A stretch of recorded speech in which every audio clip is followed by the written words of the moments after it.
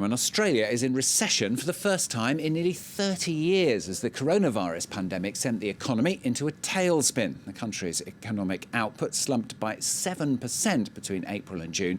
That is the largest fall on record. Well, our business editor Stephen Carroll is with us here on set for more. Stephen, economies all around the world being hit by this crisis, of course. How has Australia actually fared then?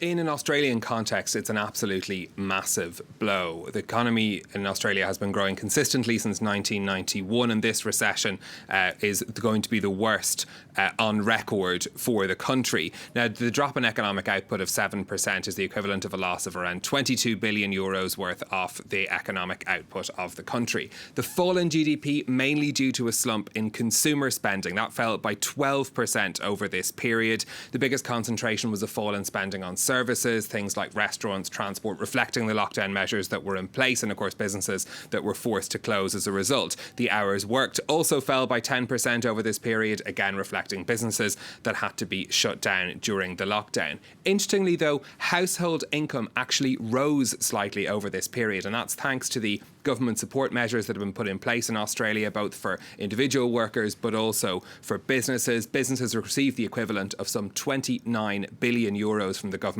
over this 3-month period, most of that going into the JobKeeper scheme, which was an income support scheme in Australia to help people who weren't able to work during the pandemic. So some people, overall, the big figure, household incomes actually rose, but people had fewer places to spend their money in, so we saw savings increase significantly over this period as well. That's leading some economists to say that while this is a recession and a record recession for Australia, a lot of people actually aren't feeling it yet in the country.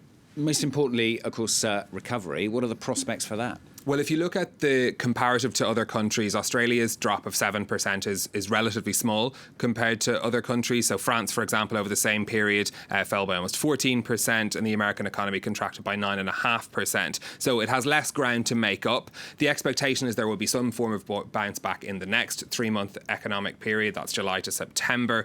But that, of course, all depends on what's happening with the health situation as well. Australia has a few factors in its favour when it comes to weathering this crisis. One is the relatively low number of cases that it's had that allowed it to lift lockdowns in much of the country earlier than we saw in other places in the world. Its trading relationship with China has also continued to be a driver of economic growth. The demand for raw materials from China has continued during this crisis, things like iron ore as well. That's helped some sectors of the Australian economy as well.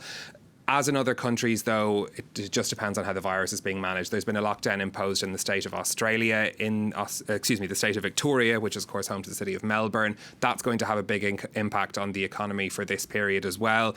So that could potentially hurt a bounce back in growth. There's a question, too, about how long government support will last. As we know, that's been very important in sustaining things as well. Oxford Economics saying they don't expect activity to return to pre-pandemic levels until 2022. Australia's Finance Minister Josh Frydenberg saying the virus had caused havoc in the economy, but there is hope and there is a road out of this. So a little bit of optimism there amid a pretty bleak period for the Australian economy.